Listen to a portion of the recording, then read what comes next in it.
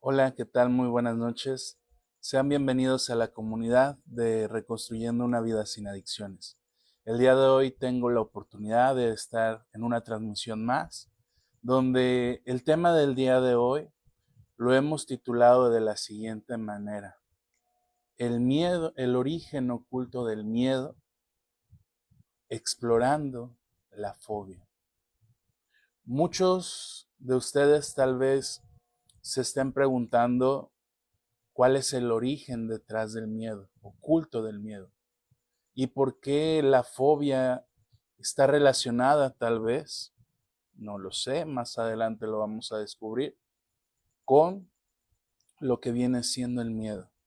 Para esto, he de decirles que una base fundamental de muchos de los argumentos que el día de hoy vamos a tratar y de los cuales vamos a abordar están basados a través o mediante el libro de Inhibición, Síntoma y Angustia de Sigmund Freud.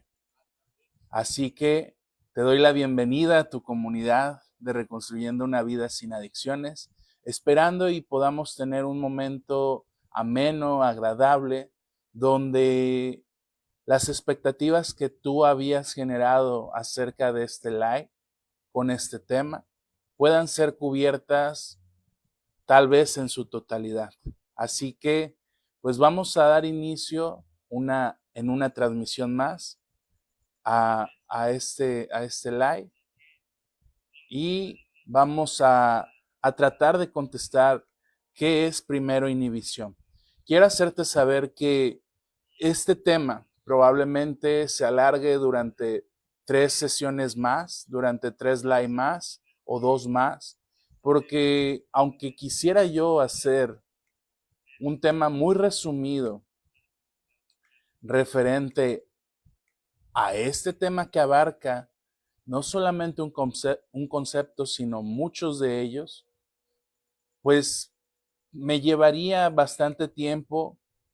Ya de por sí es difícil tratar de hacer un resumen de una obra tan maravillosa que es pionera, que es base en la literatura psicoanalítica y que probablemente algunos de los que nos estén viendo, psicólogos, psicoterapeutas, profesionales de la salud mental, psiquiatras, tal vez en algún momento han leído, han sacado sus conclusiones, deducciones, y hacerles saber para aquellos que son un poco más exigentes, más estrictos, más herméticos. Esto es un libro que se escribió en 1925. Probablemente muchas de las cosas que en aquel entonces Sigmund Freud trataba de establecer como teorías han sido perfeccionadas en el transcurso del tiempo. Así que quiero invitarte a que si tú tienes argumentos, opiniones, comentarios y quieres expandir este tema, eres bienvenido a hacerlo a través de tus comentarios. Son bien recibidos. El día de hoy vamos a exponer de esta obra que le hemos titulado, lo vuelvo a repetir, para aquellos que se están conectando apenas. El título del tema de hoy es El origen oculto del miedo, explorando la fobia. Así que, pues bueno, Inhibición, síntoma y angustia. Eso es una obra seminal de Sigmund Freud, publicada en 1926. En este libro, Freud profundiza en la relación entre el término de inhibición, el término de síntoma y el término de angustia, explorando cómo estos tres fenómenos interactúan en el desarrollo y la manifestación de los trastornos psicológicos o más adelante determinados como psicopatologías. A continuación, de manera muy resumida, lo vuelvo a repetir, hablaremos de conceptos y explicaciones que se abordan en esta obra. Y vamos a empezar con uno de los conceptos más claves, más básicos.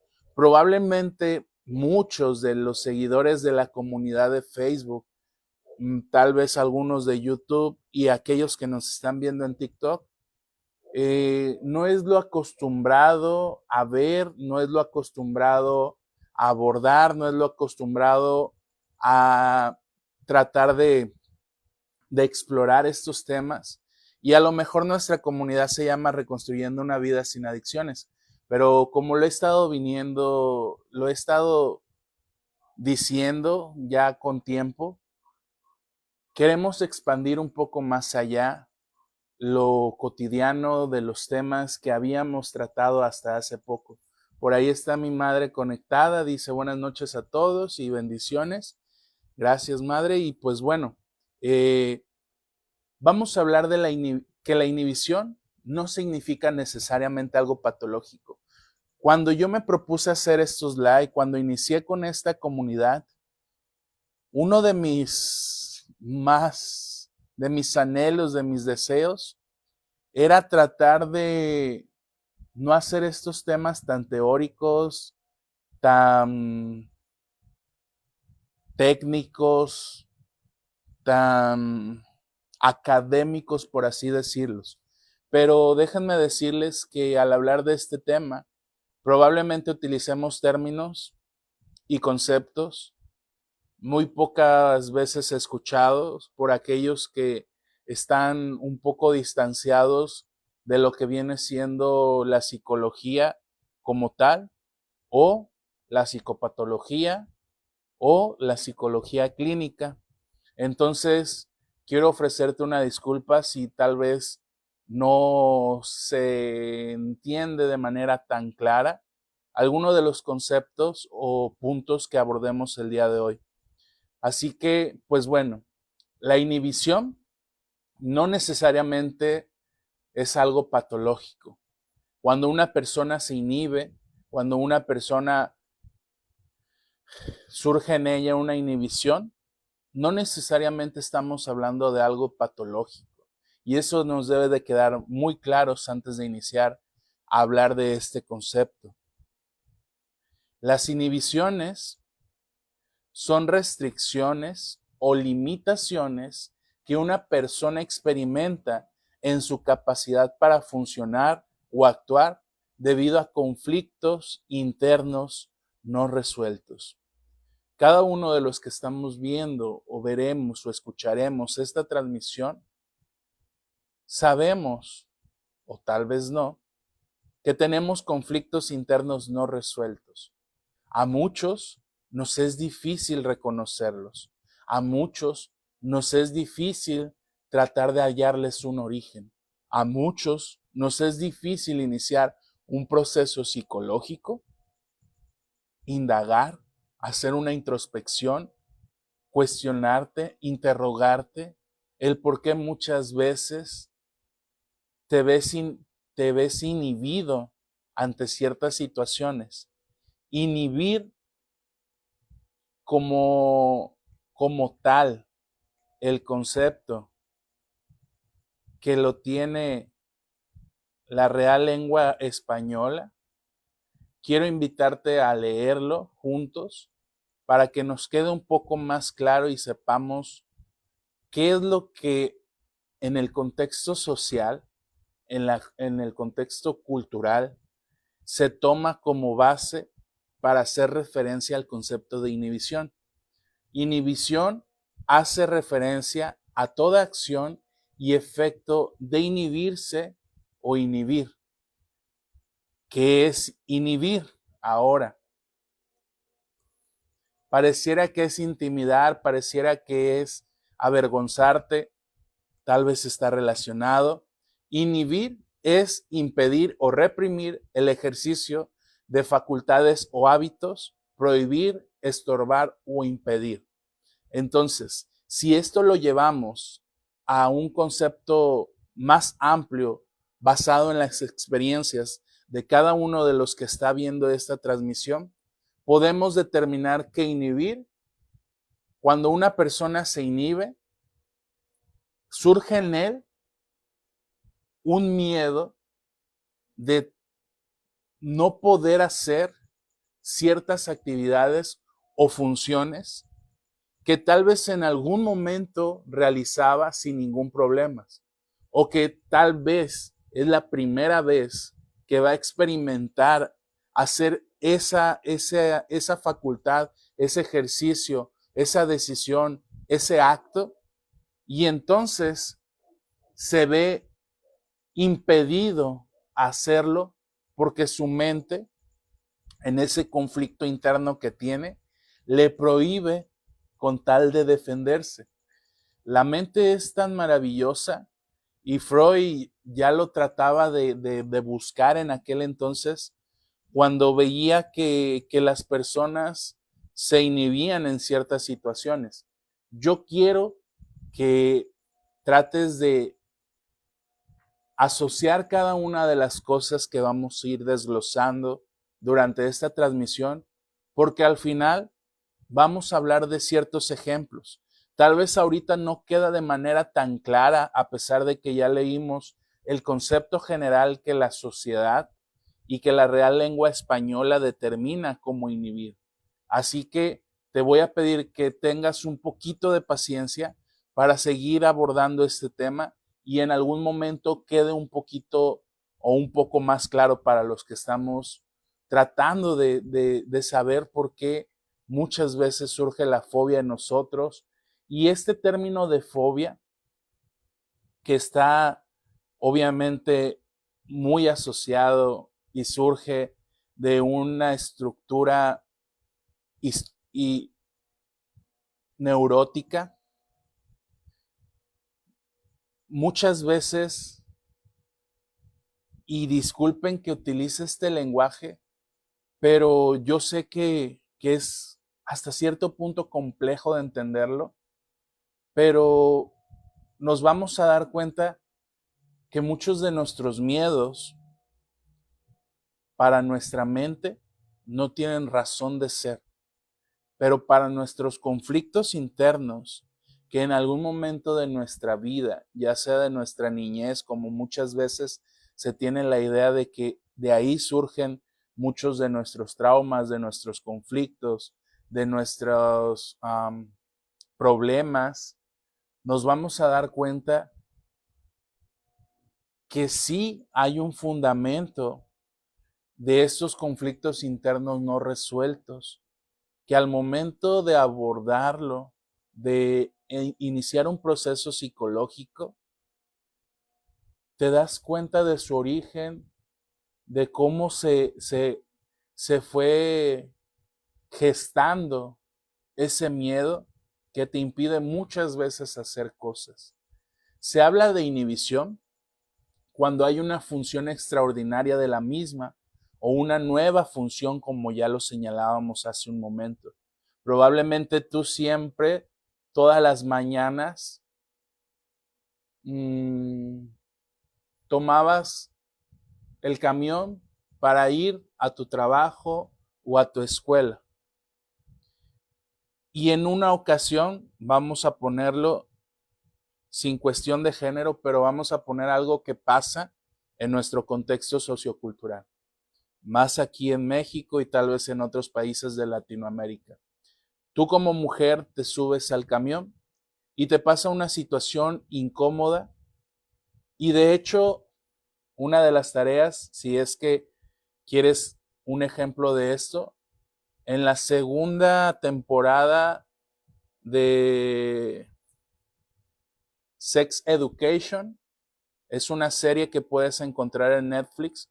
En la segunda temporada ponen a una de las muchachas que tiene una experiencia desagradable como tal vez muchas mujeres han vivido en el transporte público, donde un hombre se estaba masturbando y eyaculó a un lado de ella, estando sentado a un lado de ella. Esa experiencia, a pesar de que ella es una adolescente y tal vez algunos puedan no creer que es traumática, es como tal muy traumática. Eso genera en ella una fobia a seguir transportándose en el transporte público, en el camión. E incluso, si no mal recuerdo, en la serie se ve que ella prefiere mejor, primero, no ir a la escuela, porque sabe que ir a la escuela es tomar el camión público, el transporte público, el camión, y probablemente revivir o volver a vivir esa experiencia. 2, cuando ella trata de empoderarse y trata de seguir adelante, cuando vuelve a subirse y está sentada en el camión, vuelve a tener ese recuerdo de esa experiencia desagradable que vivió y entra en shock, se paraliza y no entiende por qué. Después que inicia un proceso terapéutico, psicológico, y trabaja eso, obviamente con tiempo, con dedicación, con esfuerzo,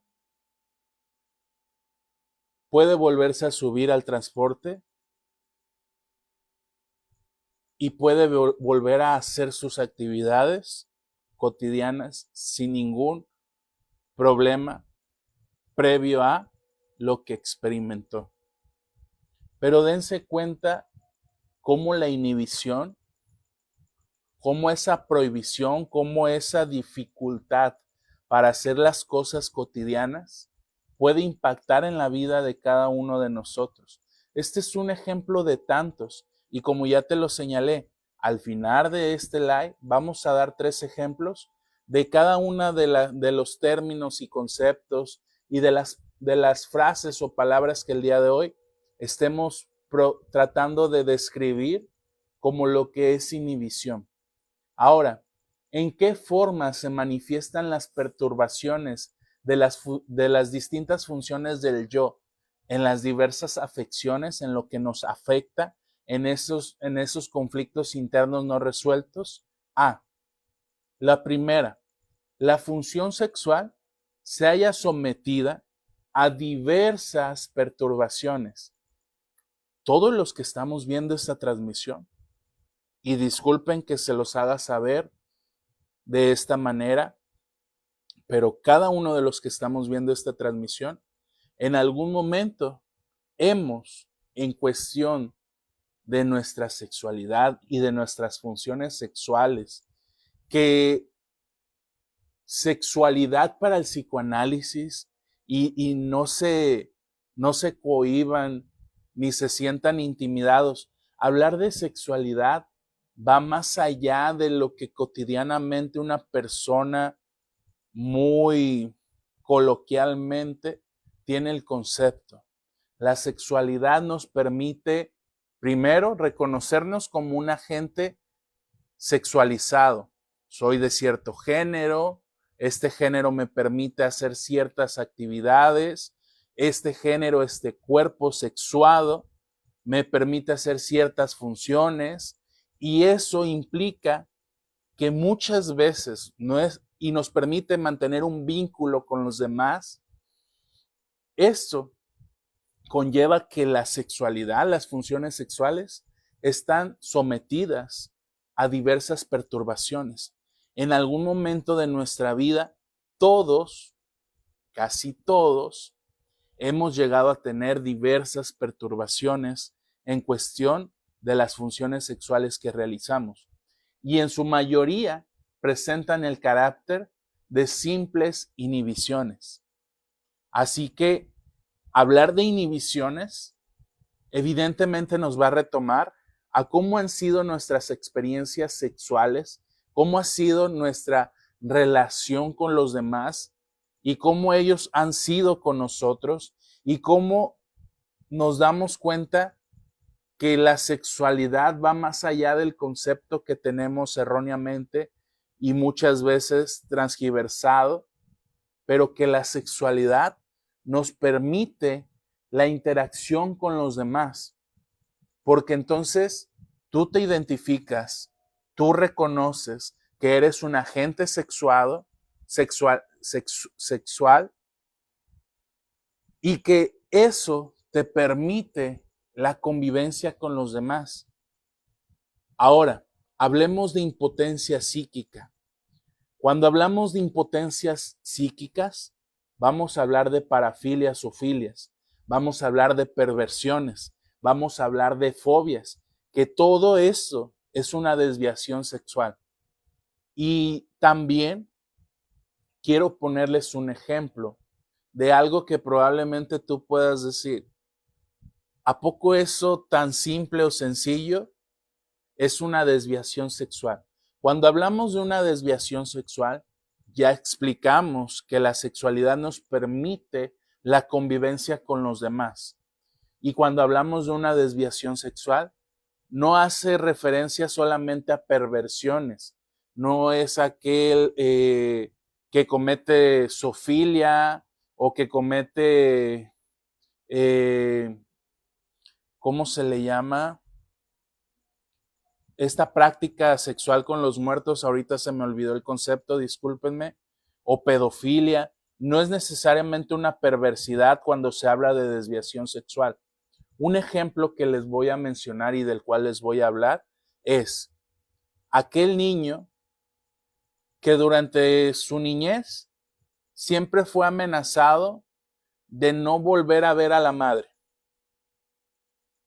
Y que la madre, cada vez que se despedía de él, que llegaba otra vez o se iba, le decía, ¿quién lo deja solo? ¿Quién lo deja solo? Entonces, en ese niño se generó un miedo y después una fobia, que ese miedo para hacer una fobia se va a externar hacia la realidad, hacia el mundo externo, en un objeto, en una cosa o en una idea. Por eso las perversiones, que son una desviación sexual, se hace hasta cierto objeto. Y las fobias que tienen esa relación también es hacia cierto objeto o hacia cierta cosa como tal. Entonces, siguiendo ese ejemplo de ese niño, el niño, no sé cuántos y de donde nos estén viendo, conocen las besuconas. Pero las besuconas, para describirlos así, es una pequeña lagartija que suele hacer un ruido donde aquí en Colima, y no sé si en otros estados de México, se le llama a esa pequeña lagartija besucona. Esa besucona hace un ruido muy peculiar que aquí en Colima, por eso se le llama besuconas, porque cada vez que hace ese ruido particular y peculiar de esa pequeña lagartija, es como si lanzara besos. Entonces, ese niño generó una fobia del miedo y del pavor de no volver a ver a su madre. Y al externarlo al mundo exterior, al externarlo, al expulsarlo, al tratar de buscar un objeto para protegerse de ese miedo y de ese pavor que ese niño generó, lo coloca en un animal. Ese animal representa, por el ruido que hace y lo que representa, que es afecto, amor, cariño, besos, caricias, abrazos, el niño desarrolla un miedo, una fobia a ese animal, porque ese animal le recuerda la amenaza de no volver a tener a mamá en su vida. Dense cuenta lo complejo que a veces puede ser y lo absurdo que tal vez pareciera para cualquier otra persona, lo que viene siendo una fobia. Eso es hacia un animal, hacia un objeto muy claro como tal, pero sabemos que hay personas que tienen fobia a los lugares oscuros, fobia a otros animales, fobia a... De hecho, Freud habla de Juanito, que es un niño que crea una fobia por un caballo, pero que el caballo representa el miedo y la amenaza de su padre, de la castración y de ciertos conceptos relacionados. Pero así de absurdo, aunque parezca muy, muy simple, muy, muy burdo, es la fobia. Y entonces, cuando hablamos de inhibición, el niño se paraliza, el niño recuerda ese miedo, el niño, a través de ese animal, trata de defenderse de la idea de que mamá no va a regresar o de esa amenaza por una simple frase que puede generar muchas cosas en la mente de ese niño. A veces, o mucho tiempo atrás, se tenía la idea de que el niño no era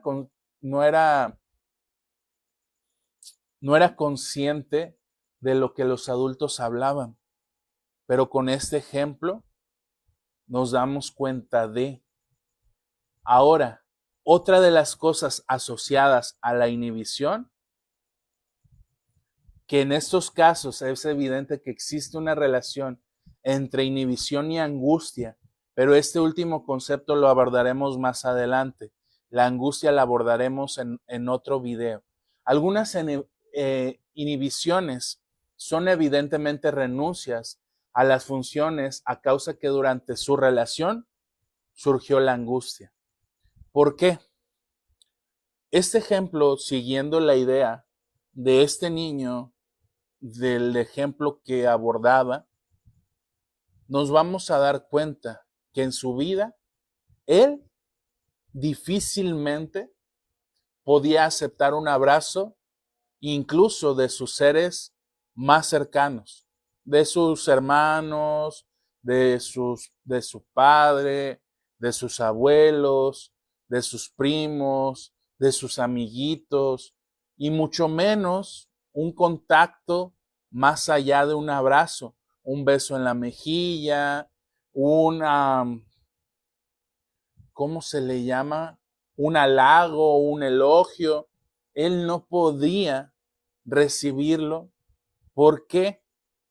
Porque él renunció a esa función, porque venía la angustia. Si permito que me abracen, que me besen, que me quieran,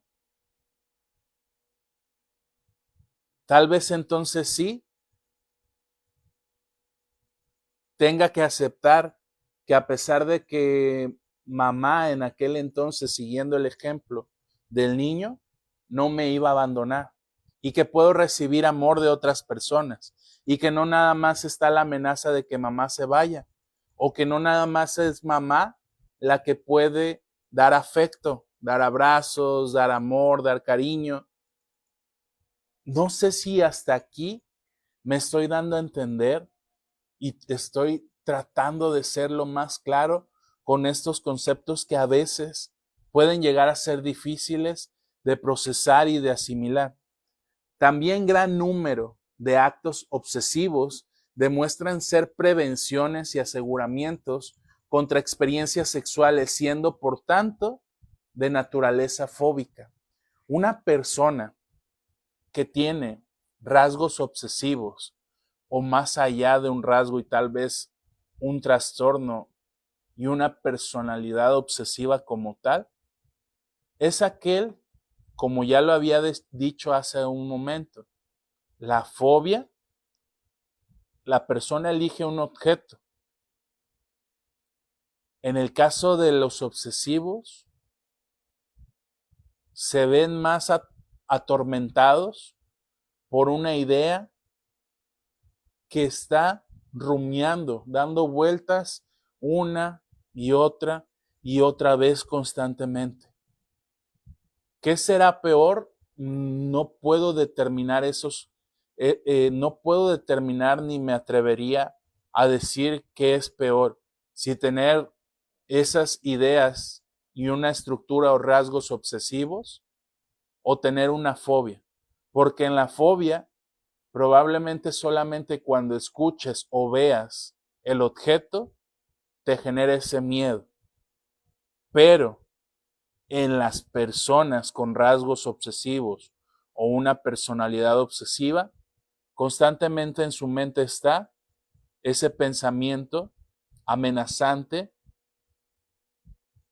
de situaciones que le recuerdan algo que no desea volver a recordar, pero que su mente le hace, le obliga, se ve obligado o forzado a volver a recordar.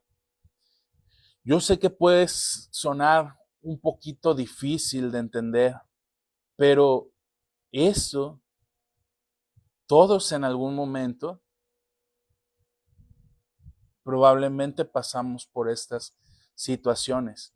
Algo que el psicoanálisis nos permite es tener un mejor conocimiento personal de tu vida, de cosas que tal vez pareciera que no son tan importantes o irrelevantes tal vez para ti, pero que determinaron tu personalidad, determinaron tu forma de ser, determinaron tu forma de tratar a los demás, determinaron muchas de tus ideologías, de tus actitudes, de tus pensamientos, de tus creencias. Y dense cuenta qué tan arraigado puede estar. Ahora, la perturbación más frecuente de la nutrición es la repugnancia a comer por retirada de la libido. Tampoco es raro un incremento de la ingesta de alimentos. Una defensa histérica ante la ingesta de alimentos es el vómito, lo que conocemos como bulimia. Aquí está relacionado también la inhibición. Una persona que ya vimos que inhibición es verse perturbado o interrumpido por hacer una función que regularmente hacía cotidianamente. Recuerdo un caso que cuando estaba en la facultad de psicología leí en uno de en aquel entonces tantos libros que leía de psicoanálisis, y venía el ejemplo porque quería saber yo, o estábamos abordando el tema de anorexia y de bulimia. Venía el ejemplo, y eso es mucho y pasa a las mujeres más que a los hombres, y no es una cuestión de género, sino de personalidad. Las mujeres con bulimia o con anorexia, y siguiendo este ejemplo, venía descrito de esta manera. Una mujer joven de 15 años comienza a presentar inicios de bulimia, que la bulimia es el rechazo del alimento. Es aquella persona que tiene una ingesta de alimentos muy grandes a veces, pero se provoca el vómito.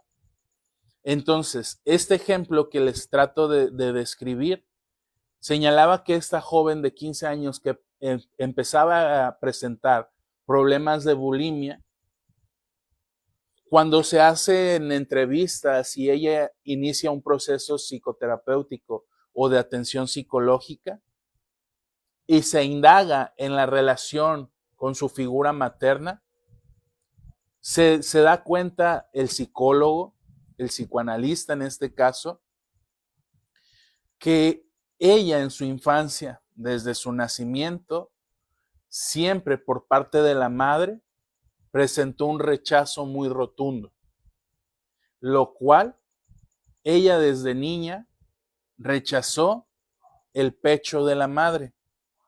Más adelante rechazaba muchas veces el alimento que la madre le daba al momento de tratar de alimentarla. Cuando ella llega a su adolescencia, siendo también una etapa muy crucial, muy importante en la vida de cada uno de los que estamos aquí, que ya pasamos en su momento, pues ella decide que el alimento, que es algo que nos permite tener vida, y que aquí está relacionado a otro concepto que se llama pulsión de vida y pulsión de muerte, el alimento nos permite tener vida, pero ella, al no entender por qué su madre era tan exigente y demandante con ella, por qué su madre constantemente la regañaba y rechazaba la idea de que esta adolescente, desde su niñez y ahora que llega a la adolescencia, y que está definiendo su personalidad y que está definiendo un cuerpo sexuado, que trata de hacer un concepto en su mente de lo que es mujer, y que la madre constantemente le reprochaba y le reclamaba que lo que ella hacía para crear esa definición de ser mujer como adolescente y como futura adulta, la madre constantemente le criticaba y le juzgaba. No te debes de maquillar así, no te pongas esa ropa. Y seguía la madre en su demanda y exigencia hacia esa adolescente desde su niñez, como ya lo veíamos, hasta la adolescencia. Entonces ella decide empezar a rechazar lo que ella ingería y desarrolló una bulimia. Pero la idea de alimentarte es vivir. La idea de no alimentarte es tratar de no vivir. La idea de alimentarte y en algún momento rechazarlo era recordar esa idea de que ella anhelaba ser amada por su madre, pero que luego que veía esas actitudes y ese comportamiento de su madre, por más que ella se esforzaba en tratar de cumplir el ideal de mujer o adolescente mujer que su madre trataba de definir con ella, siendo muy demandante y exigente, ella no lo podía cumplir y entonces rechazaba cualquier alimento. Puede parecer muy complejo de entender, pero esa es la magia del proceso psicológico desde un enfoque psicoanalítico, que pareciera muy absurdo, que pareciera que no tiene una correlación o relación directa, pero que cuando conocemos la historia de la vida de una persona, los psicólogos, los psicoanalistas, los psicoterapeutas que han tenido una preparación clínica desde este enfoque, es lo que te pueden dar a ti a conocer como paciente. La negativa a no comer por angustia es propia de estados más psicóticos que están relacionados, como ya lo mencioné hace un momento, con el término de pulsión de muerte, un conflicto con la figura y el vínculo materno. La inhibición es la expresión de una restricción funcional del yo. Aquí ya queda más claro y lo vamos desglosando, ya desde lo particular que al inicio dábamos un concepto muy general sociocultural de lo que se tiene como inhibir, ahora lo vamos describiendo más asociado a lo que en esta noche estamos hablando. Y lo vuelvo a leer. La inhibición es la expresión de una restricción funcional del yo, una restricción que puede obedecer a muy diversas causas. Ya vimos que el fóbico va a colocar su miedo en un objeto. Ya vimos que la persona con anorexia o bulimia tiene un miedo va a depender, en este ejemplo, del vínculo materno. Los obsesivos, las personas con rasgos obsesivas, tienen un pensamiento de rechazo constantemente que les genera también ese miedo. Así que hay muchas y diversas causas por las que el yo llega a inhibirse, a restringir una función que probablemente hacías con cotidianidad o que probablemente al momento de verte en un evento o en una experiencia nueva, tú no sabías que te ibas a inhibir. La función yoica de un órgano queda alterada cuando su significación sexual, su erogeneidad, revive un incremento. ¿Qué es esto? La función de cualquiera de nosotros queda alterada. Por eso lo colocamos en un objeto. Por eso está en un pensamiento. Por eso está en una restricción de no hacer algo que te vuelva a recordar ese miedo. Y se recibe un incremento. Erogenidad, somos agentes erógenos, que está relacionado con el agente sexuado. Es aquel que reconoce que tiene un cuerpo, es aquel que reconoce que su cuerpo muchas veces va a tener placer. Placer al comer, placer al descansar, placer en múltiples funciones que regularmente hacemos los seres humanos. En este caso, el yo renuncia entonces a estas funciones para no tener que llevar a cabo una nueva represión, para evitar un nuevo conflicto con el ello. Y aquí tenemos otro concepto clave para entender las fobias, que es la represión, pero que más adelante, si se nos permite, vamos a abordar. Otras inhibiciones tienen efecto evidentemente en servicio del autocastigo.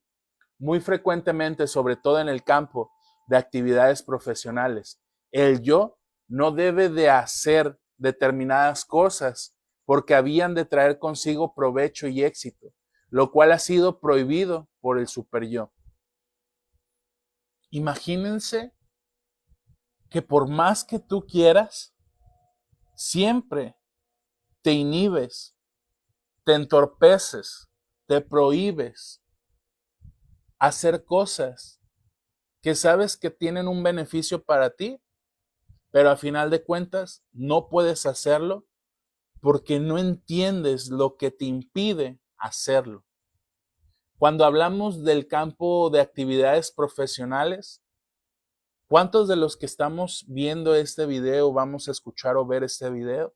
Sabemos que tenemos un potencial para hacer ciertas cosas en nuestra vida, pero que nuestra mente, nuestro miedo, constantemente se va a encargar, por eso lo llama como el servicio al autocastigo del superyo, donde ese servicio al autocastigo es un pensamiento constante que te dice, tú no puedes, no lo vas a lograr, no pierdas tu tiempo, no lo hagas, ¿de qué va a servir? Tú no eres capaz. Y que más adelante vamos a ver que eso está muy relacionado con otra teoría que se llama el desarrollo psicosocial del autor Erik Erikson, que creo que sigue vigente esta teoría y que explica muchas cosas del por qué nuestra mente juega en cuestión de autocastigo, en aspectos que nos permitan a veces salir adelante.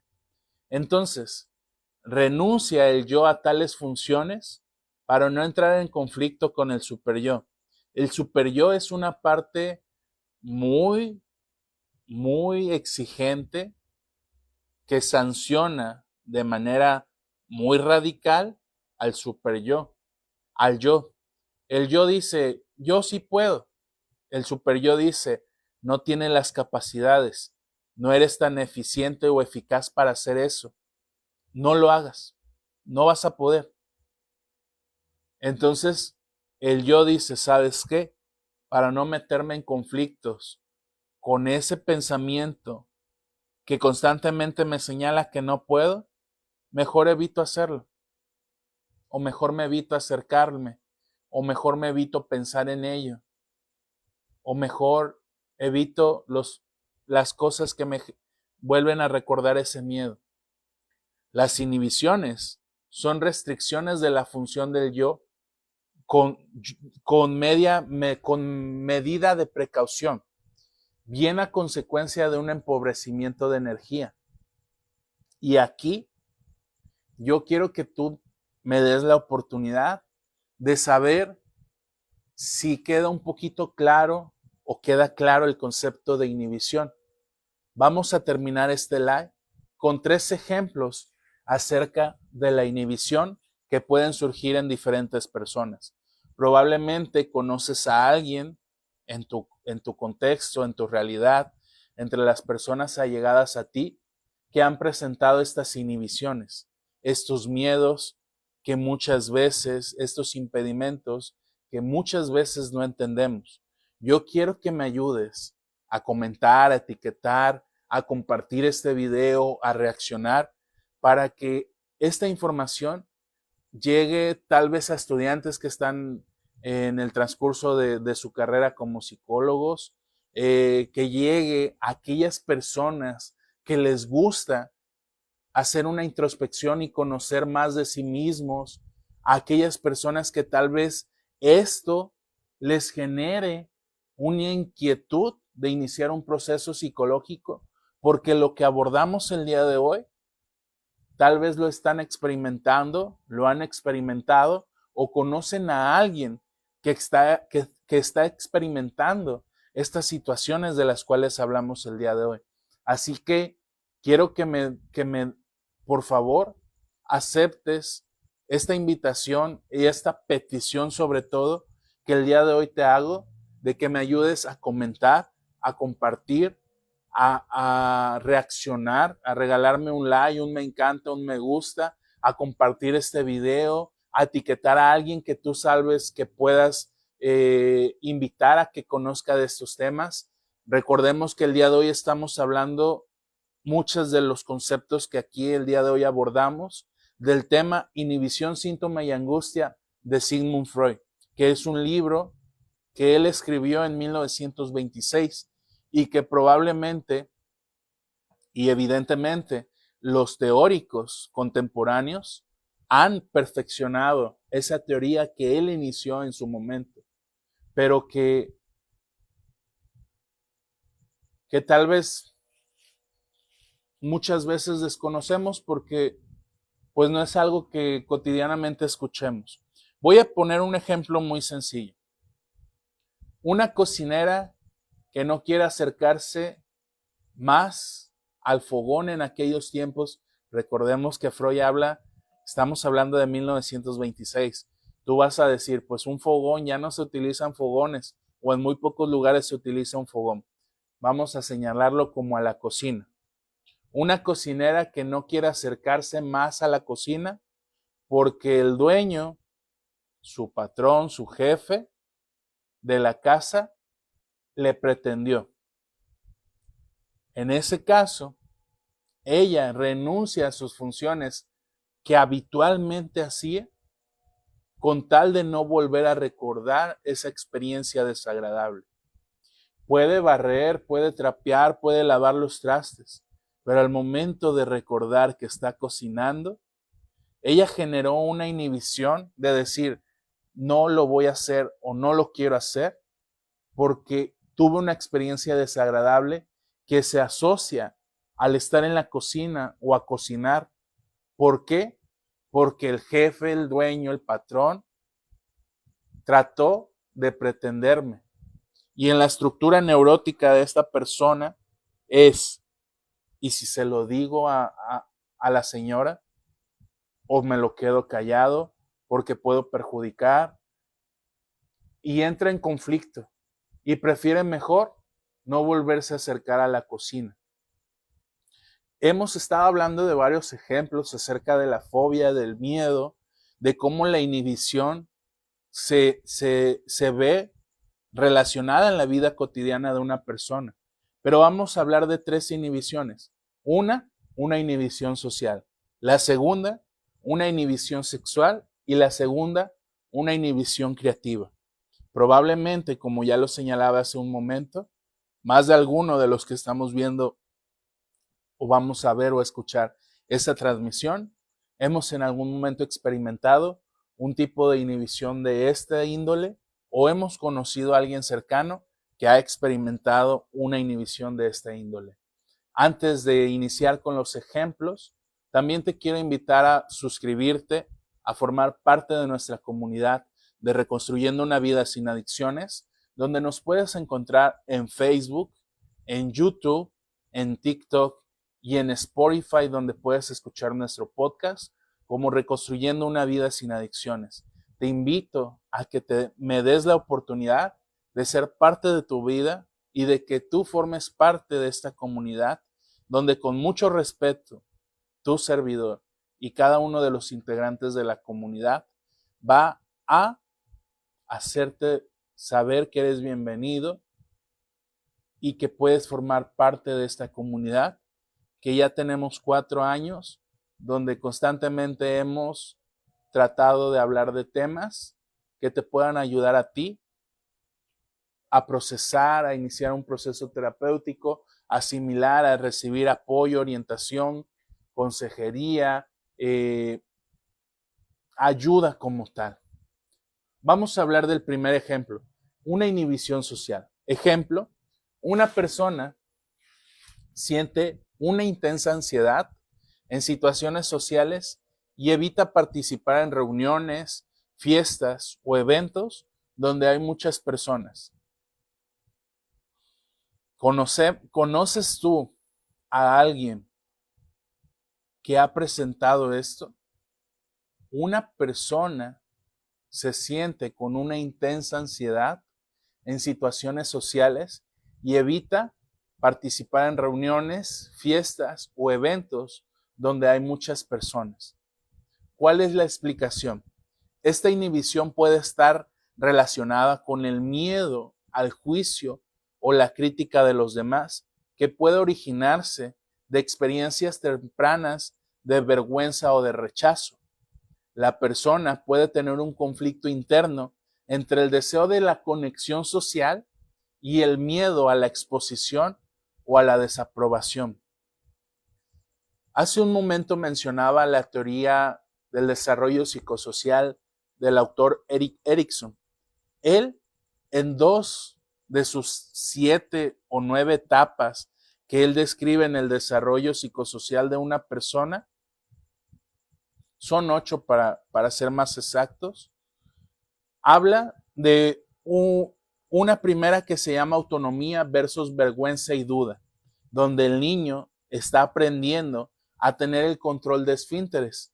En la teoría psicoanalítica se llama la etapa anal, donde el niño igual está aprendiendo y que quien ha sido padre sabe que enseñar a tu hijo a ir al retrete es todo un reto muchas veces. Enseñarle el proceso de cambio entre pañal a que él deje el pañal y vaya al retrete es para muchos un gran reto, porque el niño está experimentando ese proceso de aprendizaje, de reconocer que tiene un cuerpo y que ese cuerpo tiene ciertas funciones. Ese es ser un agente sexual. El que reconoce que tiene un cuerpo y que su cuerpo tiene ciertas funciones, eso es parte de la sexualidad que al inicio hablábamos y que muchas veces va a depender de cómo el padre se lo diga, o la madre, o los padres, y le expliquen, le ayuden, y él en algún momento pueda ir solito al baño, pueda sentarse en la taza del baño y pueda hacer sus necesidades sin ningún problema. Pero ¿cuántas veces hemos sabido de niños que pasan los 3 años, los 4 años, los 5, los 6 años y todavía necesitan ir acompañados por mamá o papá al baño y que mamá y papá esté ahí a su lado y que mamá y papá los estén ayudando o apoyando? Esta etapa se llama autonomía, vergüenza o duda y duda. Y hay otros padres que son más exigentes, más demandantes y que no tienen esa empatía, ese amor, ese cariño para enseñarles a sus hijos y tal vez los regañan. Y tal vez el niño empieza a tener vergüenza de decirle a mamá o a papá: mamá, quiero ir al baño, papá, quiero ir al baño. Y el niño mejor se aguanta y retiene. y está haciendo un aprendizaje mal porque no tiene esa autonomía que el padre o los padres y la madre se encargan de generar en él, y empieza a tener vergüenza y duda de sus funciones corporales, porque es una función a final de cuentas, pero que va a depender mucho de cómo los padres le hagan saber esta situación. Posteriormente, entre los 6 y 7 años hasta los 12, el niño entra en un proceso de laboriosidad versus inferioridad. Se da cuenta que ya es capaz de hacer más cosas, ya tiene un control de su cuerpo, de su corporalidad, ya está tratando de descubrir cómo se realizan las cosas e intenta por sí mismo hacerlas o realizarlas. Pero poniendo el ejemplo, el niño toma la pluma, al niño se le cae la pluma. La reacción del padre es regañarle, es gritarle, es incluso pegarle. ¿Y cuántos de nosotros no recibimos esa educación? De que cuando estábamos pequeños nos daban un vaso de vidrio y que se nos caía y se rompía. Y que nos regañaban y nos gritaban. E incluso a veces nos decían, estás tonto, eres un inútil, no sirves para nada, ya me rompiste mi vaso, dándole más importancia al vaso las madres a veces que a la reacción del niño, que para el niño es, se rompió. Pero la reacción que él tenga de sentirse funcional o sentirse inferior va a depender como tu padre le hagas saber a través de tu reacción la consecuencia y el resultado de ese acto. Está el padre que puede decir eso, que ya hablamos, o está el otro padre o madre que dice, no pasa nada, ahorita lo recogemos, ahorita me ayudas a limpiarlo, y entiende el padre que es parte de la experiencia que el niño está buscando de sentirse funcional para su pequeño mundo que él está, en el cual él está inmiscuido de manera directa. O sea, él ve que los adultos toman del vaso de agua de vidrio, él ve que los adultos toman el tenedor, el cuchillo, el plato, él ve que los lava, él ve que barre, él ve que hacen aseo, él ve que hacen ciertas cosas los adultos, donde en esa edad, entre los 6 y 7 años hasta los 12, él trata también de hacerlo, pero va a depender de la actitud del padre o de la madre, que se sienta funcional o que se sienta inferior, pero que esto está relacionado con esta inhibición social, donde entonces cuando llega la adultez puede evitar participar en reuniones porque tiene miedo a la crítica, por cómo camina, por cómo habla, por cómo se peina, por cómo se viste, por cómo se expresa, por cómo come, por cómo... Hay personas que no pueden comer cuando hay muchas personas a su alrededor, porque de niño tal vez recibieron muchas críticas de parte de los padres o de sus cuidadores primarios. Pero se dan cuenta cómo pareciera que este tipo de situaciones muchas veces las pasamos desapercibidos, pero que en la adultez nos vemos de manera directa influenciados por ese tipo de experiencias. Otro ejemplo acerca de la inhibición sexual. Este ejemplo, un individuo puede experimentar dificultades para disfrutar de la intimidad sexual o evitar completamente las relaciones sexuales. Aquí ya estamos hablando de tener un noviazgo, no exactamente de coito como tal. Cuando hablamos de psicoanálisis y hablamos de estos términos, no puedes asociarlos de manera muy burda, de manera muy coloquial, a términos de coito. No, eso es muy primitivo, es muy básico, es muy, ¿cómo decirlo sin ofenderlo? No quiero verme arrogante tampoco por esto, pero muchas veces es así. Cuando yo iba a las clínicas e impartía algunos temas a veces relacionados con esto, lo primero que las personas piensan hablar de relaciones sexuales es tener coito. Y no es así. Tener una relación sexual es iniciar una relación tal vez de amistad, luego de noviazgo, luego de matrimonio, compromiso y vivir con una persona durante el tiempo del resto de tu vida. Pero estas personas con inhibición sexual, vamos por qué suele surgir esta inhibición sexual. Vamos a la explicación.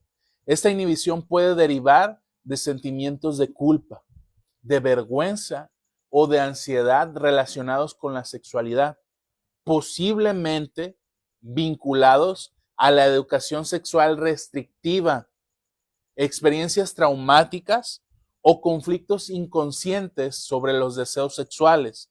La represión de estos impulsos puede manifestarse en una evitación de la actividad sexual. Voy a poner este ejemplo y quiero que otra vez, de la misma manera, no se vea desde un aspecto burdo, desde un aspecto coloquial. Muchos de mis pacientes en adicciones, en algún momento en el trabajo psicológico y atención que yo les brindaba, llegaron a compartirme que en algún momento, teniendo coito con su pareja o tratando de tener coito con su pareja, la pareja se paralizó o la pareja ya no pudo seguir con el acto y hasta ahí llegó el intento de coito.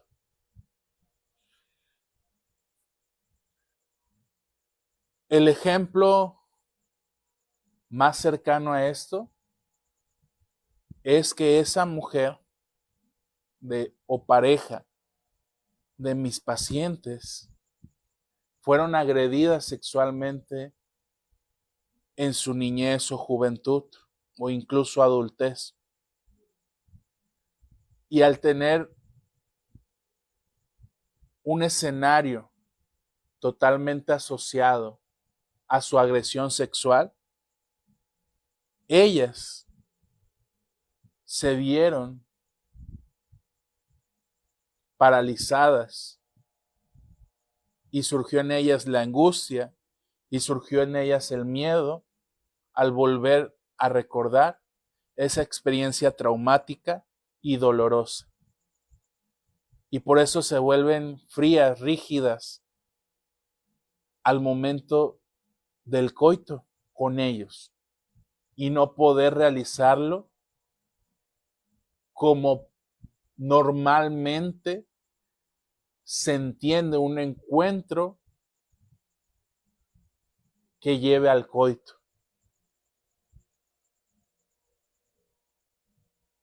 Esto muchas veces, vuelvo a decirlo, no tenemos esa apertura ni tenemos esa iniciativa por tratar de conocernos y por tratar de conocer al otro, a la otra, a los demás. Pensamos muchas veces que solamente nosotros tenemos problemas, conflictos, que solamente nuestros problemas o nuestros conflictos son los que nos hacen reaccionar o hacer ciertas cosas. Y no tenemos ese cuidado por la salud mental, que implica un análisis profundo de esto de lo que hemos hablado el día de hoy. Ahora, una inhibición creativa. Recuerden, antes de continuar, si tú tienes alguna duda, que tal vez no quieras dejarlo en los comentarios, si tú en algún momento ves este video, escuchas este video o llegas a ver este video y generas ese match, ese clic, y en algún momento deseas iniciar un proceso psicológico con tu servidor, con mucho gusto puedes enviarme un mensaje o tratar de buscar contactarte conmigo y yo buscaré la manera de contactarme, ya sea dejándome tu número o en nuestra página de Facebook, ahí viene mi número, o puedes mandarme mensaje de manera directa si es que nos ves en la plataforma de YouTube o de TikTok. Así que, pues bueno, antes de ese último comercial, vamos con este último ejemplo ya para irnos a descansar y dormir, aquellos que tal vez tienen ese privilegio, porque hay personas que yo sé que tal vez a esta hora están trabajando o iniciando su turno. Inhibición creativa. El ejemplo, una persona talentosa de artes plásticas o escritura, siente que no puede crear o expresar su creatividad y evita actividades creativas por miedo a no sentirse a la altura. ¿Cuál es la explicación de esto? Esta inhibición puede surgir de una autocrítica severa o del miedo al fracaso y la desaprobación. La persona puede haber internalizado críticas pasadas o comparaciones negativas que le limitan su capacidad para expresarse libremente. El conflicto entre el deseo de crear y el miedo al juicio puede llegar a paralizar la creatividad de toda persona. Y estamos hablando de una inhibición creativa, pero también hablábamos hace un momento de una inhibición que tiene más un corte profesional o de la vida de una persona. Pero aunque ustedes no lo crean, y aunque muchas veces la publicidad, el marketing se encargó de esta idea de expandir erróneamente y que muchas veces las personas lo tomaron como una idea que le hicieron personal, que es el no me importa lo que digan los demás. En esta inhibición, en este ejemplo del cual acabamos de hablar, nos vamos a dar cuenta que lo que el otro dice de mí genera un gran impacto. Las redes sociales hoy nos permiten vivir en un mundo de fantasía, donde tú puedes ser muy famoso, muy reconocido, tener muchos seguidores, tener muchos likes, muchos me encanta, tener muchas reproducciones y creer que realmente, por decir estos videos, yo sé que una o dos o pocas personas terminan de ver todo el video cuando son los likes. Pero tú puedes generar esa idea. Pero imagínate a lo que están expuestos los artistas, los cantantes, las figuras públicas como tal. Y que hoy nos hemos dado cuenta que la sociedad se encarga a determinar a quién va a poner como figura pública y a quién no le va a permitir en algún momento ser figura pública. ¿Por qué? ¿Cuántas veces no hemos visto cantantes, actores, actrices, comediantes que cometen el error de hacer un comentario inapropiado o que no le agrada a la comunidad o a la sociedad y entran en declive? Y entonces yo les aseguro que ya no va a tener la misma confianza cuando ese cantante, cuando ese actor, cuando ese conductor se vuelva a parar en un escenario o enfrente de una televisión, de una cámara, porque tiene miedo a la crítica, porque esas críticas generaron tanto pavor en él que incluso hemos visto, ahorita no me viene a la mente como tal un actor, un cantante, pero bueno, sí, Alicia Aparicio, va a ser muy vulgar y muy burdo el ejemplo, pero Alicia Aparicio era o es no lo sé, un grupo estadounidense que vinieron a México y no comieron, más bien comieron en una bolsa de plástico Coca-Cola e hicieron comentarios desagradables al estilo de vida de los mexicanos. Eso en una entrevista que iba a llegar a personas del país de México. Cuando los mexicanos se enteran de esto, la funan, la critican, la dejan de seguir, le ponen constantemente comentarios. Los demás famosos o figuras públicas se encargan de hablar mal de él, sus seguidores igual. Y esta chica ya no es querida en México.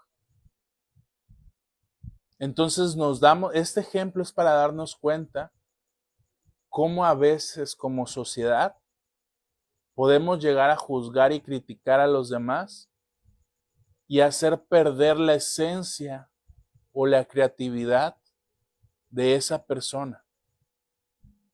Y generan un miedo, una fobia a volver a intentar ser creativos. Pasa mucho con los niños que están pequeños y hacen dibujitos en sus escuelas. Y a veces la mamá o el papá recibe el dibujo y es un dibujo más. Deja guardarlo, pegarlo en el refri y luego tirarlo. Pero no tienes esa empatía y ese amor por decirle, wow, qué padre dibujo. Mira cómo combinaste los colores. ¿Cuál es la idea de tu dibujo? Y tratas de cuestionarle, de preguntarle, de que se vea el interés que tú tienes en eso, que tu niño en su mundo es una creatividad. No importa si son rayas, no importa si no es una figura como tal, pero tú, como padre, en tu cercanía, le estás permitiendo que su creatividad se expanda y le estás haciendo, sobre todo lo más importante, hacerle saber que es importante para ti eso que ella o él, tu niño o niña, te está enseñando. Y entonces ya no genera esa inhibición creativa. Y tal vez en algún momento estudia una carrera relacionada a diseño gráfico, a dibujo, a artes plásticas, a tocar un instrumento, algo más asociado a artes visuales, qué sé yo. Pero nos damos cuenta cómo muchas veces, a veces, como sociedad o como padres, somos encargados de matar la creatividad de nuestros hijos. Eso, aunque ustedes no lo crean, está relacionado con el miedo. Y aunque para ti tal vez creas que no tiene nada que ver con el título, tiene mucho que ver. El título de esta noche es El miedo oculto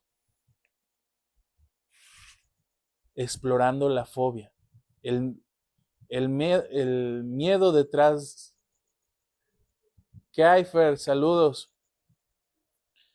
Explorando el miedo. Entonces, como te lo dije en un principio, esto nos va a llevar tal vez 2 live más donde vamos a hablar de los otros conceptos del libro de Sigmund Freud, de inhibición, síntoma y angustia. El día de hoy hablamos de inhibición. Si tú tienes una duda, si tú tienes una pregunta o una aportación, con mucho gusto te hago la invitación a que lo dejes en los comentarios y en la próxima vez que nos veamos, o sea, el próximo miércoles, donde hablemos de la angustia, del síntoma, disculpen, con mucho gusto lo vamos a abordar y vamos a tratar de dar una explicación más concreta a esa duda, a esa inquietud o a esa pregunta que tengas, siendo muy puntual, porque a veces no somos muy claros en nuestras preguntas, así que Por ese día les deseo y les agradezco, les deseo una excelente noche y les agradezco que hayan visto esta transmisión. Compártanla, coméntenla, etiquétenla. Su ayuda me ayuda a poder ayudar a más personas que tal vez desconocían de este tema, que tal vez les ayude este tema, que tal vez sea un parteaguas para que inicien un proceso psicológico y se den la oportunidad de explorar más su mente y de conocerse más allá de lo que a veces creemos conocernos. Yo les deseo que tengan una excelente noche. Soy el psicólogo Yamil y nos vemos el próximo miércoles a las 9 de la noche en una próxima transmisión donde hablaremos del síntoma desde el libro de Sigmund Freud, Inhibición, Síntoma y Angustia. Nos vemos hasta el próximo miércoles. Que tengan una excelente noche, un excelente día o tarde. No sé en qué momento, si no vistes esta transmisión en vivo, me estés escuchando, pero hacerte saber que eres bienvenido y gracias por aquellos que forman parte de la comunidad de Reconstruyendo una Vida Sin Adicciones. Hasta luego, buenas noches, nos vemos el próximo miércoles.